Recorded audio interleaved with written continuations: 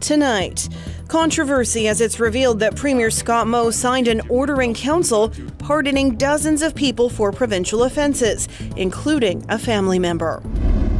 Also, after 24 witnesses over 4 days of testimony, today the jury in the Samuel Ugo Coroner's inquest began deliberations and delivered recommendations. Plus, expanding the reach of the 2022 Grey Cup Festival, including a kickoff rally for youth in Saskatoon. This is CBC Saskatchewan News.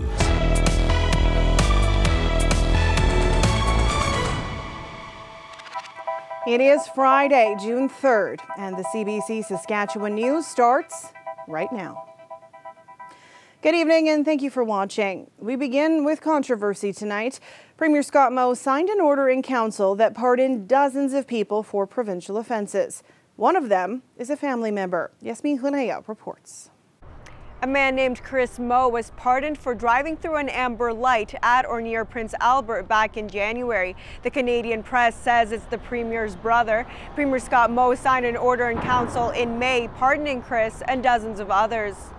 But Chris says he didn't actually commit the traffic violation. He says a police officer wrongfully issued him a ticket and that he wasn't in Prince Albert at the time. I didn't know I had a ticket because I didn't get a ticket. It was just a really big misunderstanding that shouldn't have blown up. Chris says he informed the police officer of the error and wasn't further involved in the process to get the offence pardoned. He also says he and the Premier didn't speak about this incident.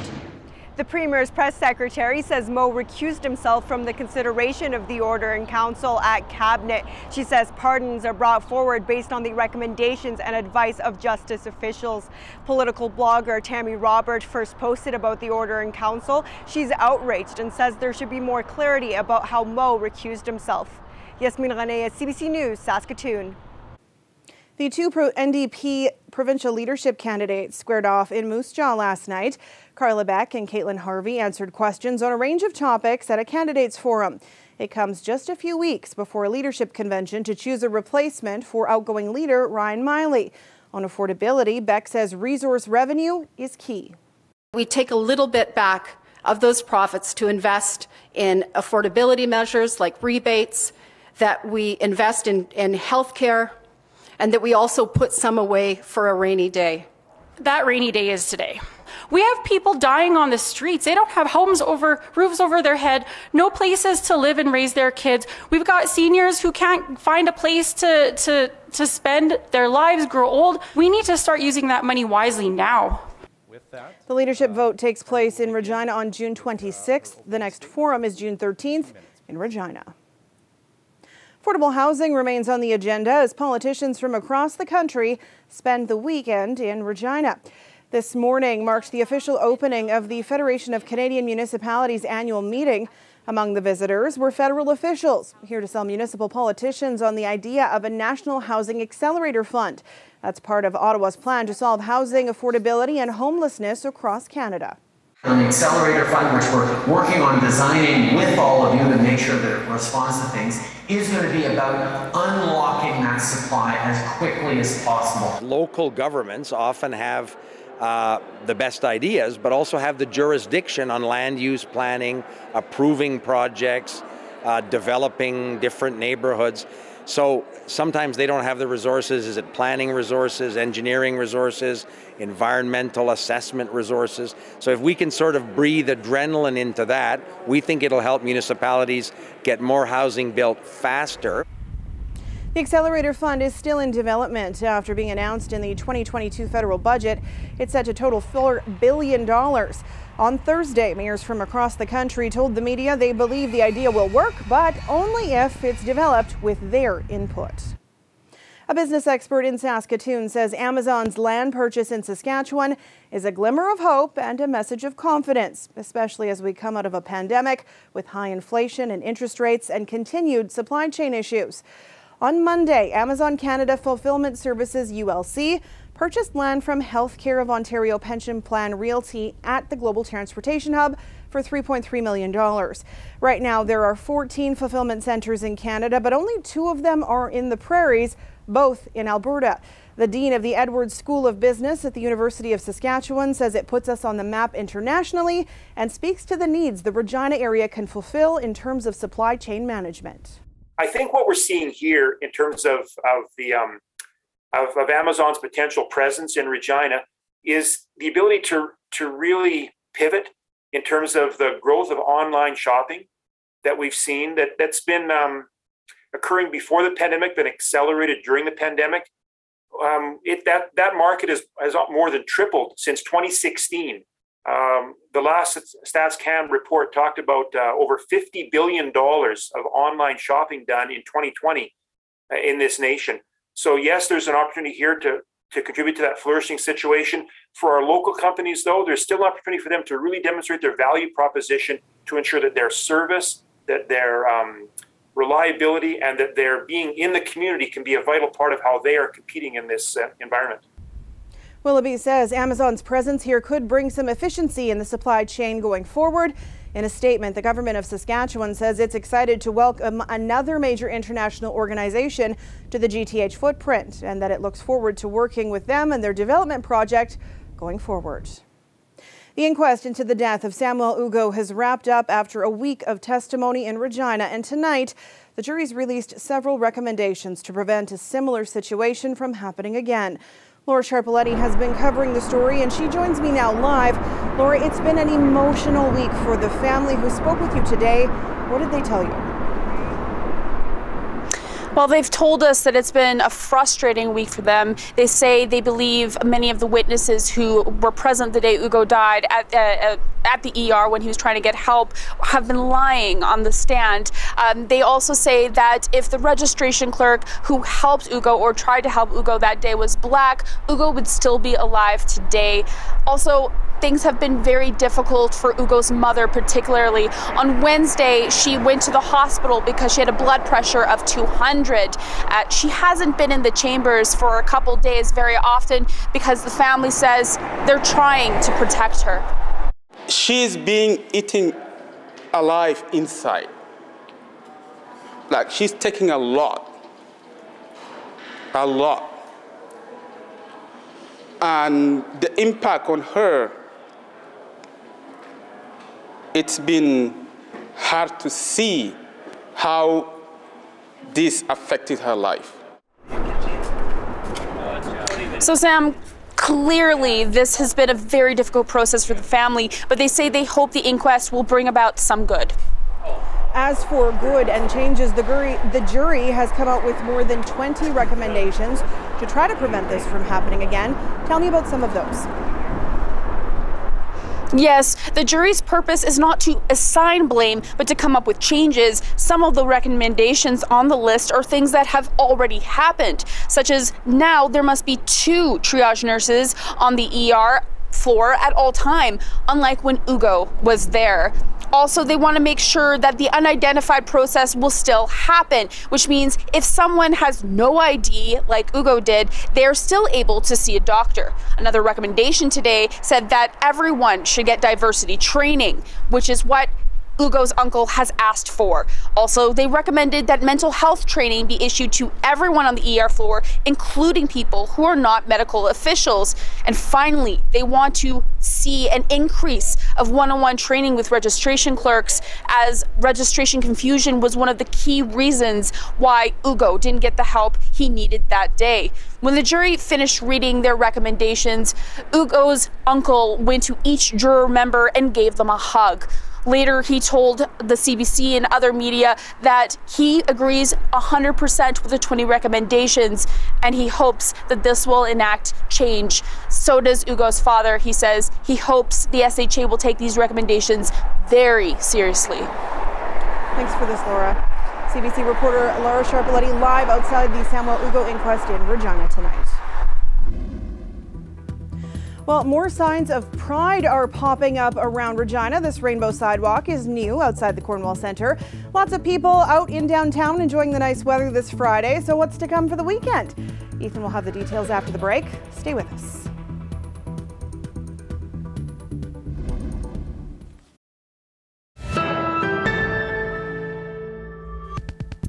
Welcome back. Platinum Jubilee festivities are well underway in the UK, and Queen Elizabeth's record-breaking 70-year reign was celebrated in a special service at St. Paul's Cathedral in London today, but without her. As Chris Brown reports, some royal family members who did attend were met with cheers as well as boos. The Jubilee is about celebrating the Queen's long service, but this day was perhaps more about what life will look like after. As her heirs to the throne arrived at St. Paul's Cathedral for a service of thanksgiving, she was watching on TV from home.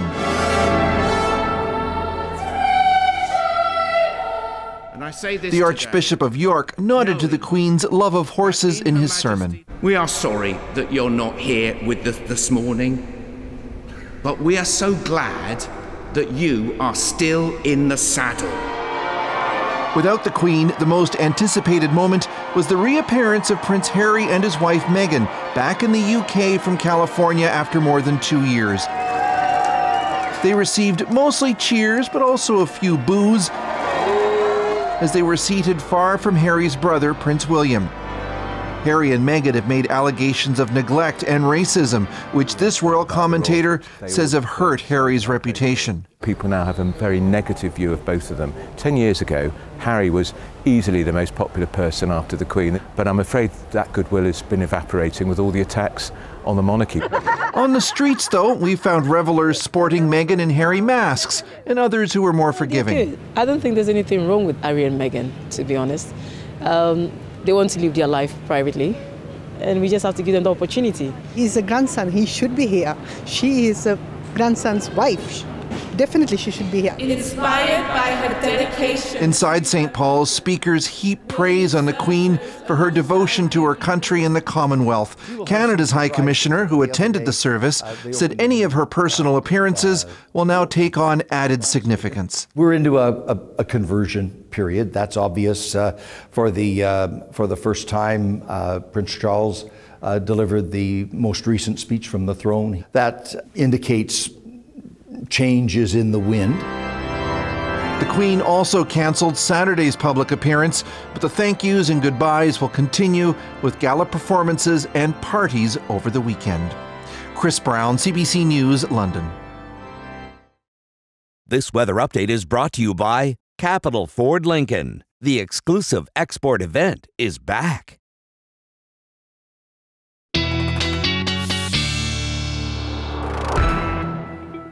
And Ethan Williams joins me now with a look at your forecast. The fascinators and fancy hats would not do well in the Saskatchewan wind. No. Could you wear them this weekend if you wanted to partake from a distance? Yes, I think you'll find our forecast will indeed be fit for royalty this weekend, Sam. But not tonight, because deja vu all over again. We got a frost advisory in place for Prince Albert, the Nipawin, Tisdale area, down toward Humboldt, Hudson Bay, Kamsack, Kenora, Yorkton.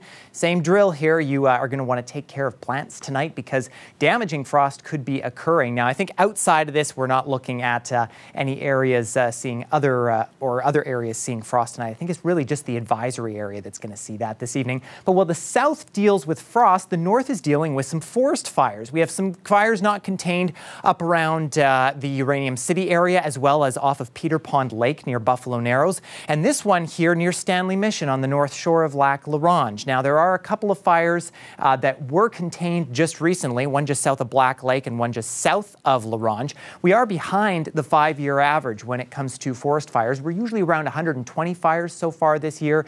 We're at about 100 so far at this point, but our fire risk map is still showing extreme and high conditions, especially in west central and southwestern Saskatchewan. This weekend, if you're going out, be very careful, and basically the western half in that really high risk. But in the far north where they're seeing those fires, there still is just a moderate risk there, but that just shows you that even under a moderate risk, there can be fires starting up. And there are fire bans in place as well. West central Saskatchewan, as I mentioned, is where it's kind of the worst, and a lot of RMs in there seeing bans at this time. Some restrictions up near Lloydminster. The RM of Enterprise along the Alberta border also a ban, and around Regina in the RM of Sherwood there is a ban as well. Now throughout the next 24 hours, not much to help our fire situation, unfortunately, but as we head into the latter part of the weekend, Sunday, Monday into Tuesday, we're looking at a system which is going to be moving into particularly the southwest corner of the province, and that is finally going to be bringing some much needed rain there. And rainfall totals generally between probably 15-20 millimeters, especially the further southwest you go. Maple Creek could get up to 20. This is by Monday afternoon. And as we head through the rest of our weekend, we are looking in Regina that we are going to be seeing some pretty nice conditions. Tomorrow on Saturday, we're looking for a high of 23, light winds, mix of sun and cloud. On Sunday, as well, we're also noticing a mix of sun and cloud. Temperatures will be a little bit cooler on Sunday and breezier as well. So activity day will be tomorrow. Monday's a bit identical to Sunday.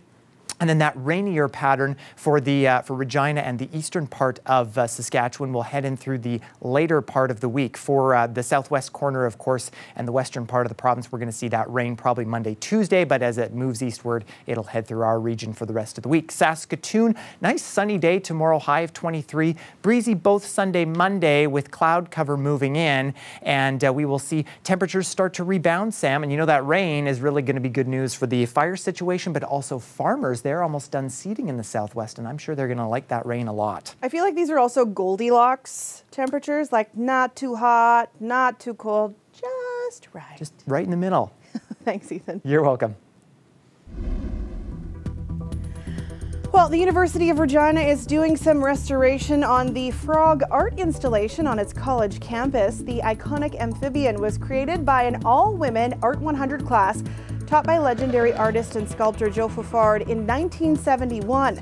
The university is actually looking for the women who were in that class so they can be given proper recognition when the fully restored sculpture is unveiled later this year.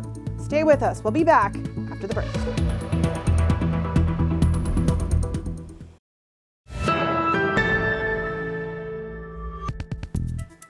A Regina man says more needs to be done to help people with disabilities. Right now, most government-funded supports are for children and people living in institutions. But that leaves adults like him struggling to access affordable care. Here's CBC contributor John Lepke in our series, Taking a Sitting Stand.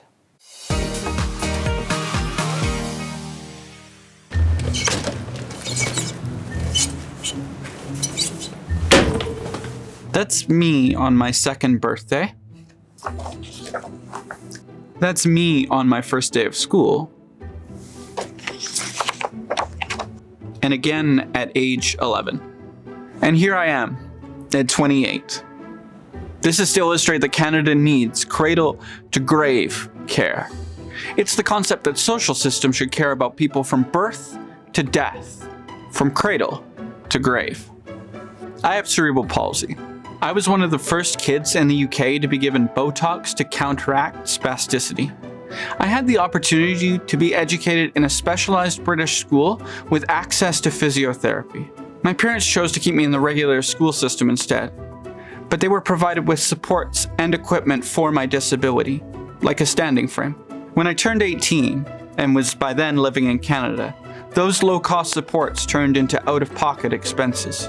If I wanted a wheelchair that fit me well, my parents would have to pay for it. What the system fails to understand is that my brain damage didn't magically disappear when I became an adult. Government supports for people with disabilities tend to be skewed towards children and those who are institutionalized. The rest, a mushy middle. But that middle is a lot of people. 1 in 5 Canadians have a disability. The difference in care, depending on age, starts as early as adolescence. For example, the Saskatchewan government increased funding for autistic children in 2021, but only up to those age 11. For many, our care system tends to maintain the status quo, if that. It's a care system that's underfunded and relies heavily on the charity model. $3,850,254, and where are we going? Higher! When I graduated from high school, I found out that the only way to get a wheelchair that fit me properly, without using a loan program or the bank of mom and dad, was to apply to a telethon. If navigating the bureaucracy of disability support is like trying to stay afloat on a small raft, then aging out of the youth system is a bit like finding yourself in a different ocean entirely. Our care systems are precarious and can be ripped out from under us. Take the Saskatchewan Assured Income for Disability program, for example. Moving cities can mean a decrease in funding. How far that money stretches is also at the whim of the economy, as the program was never indexed to inflation. Every year, disabled advocates ask for money to make up the shortfall, and every year, they are ignored. Disabled adults are, broadly speaking, expected to struggle. If I died as a child, my life would have been a tragedy. If I die as a senior, I've lived a long life. If I die now, I'm just a data point. But it doesn't have to be that way. We need to better design and fund our social systems around the idea that disabled children turn into disabled adults. We need to increase support for social programs. We need to cover therapies regularly. We need people not to be reliant on crowdfunding for medical devices. Let's strive towards those with disabilities thriving, rather than just surviving. Till death do us part should not just be a slogan for the altar, but reverberate in the minds of all when it comes to disability supports.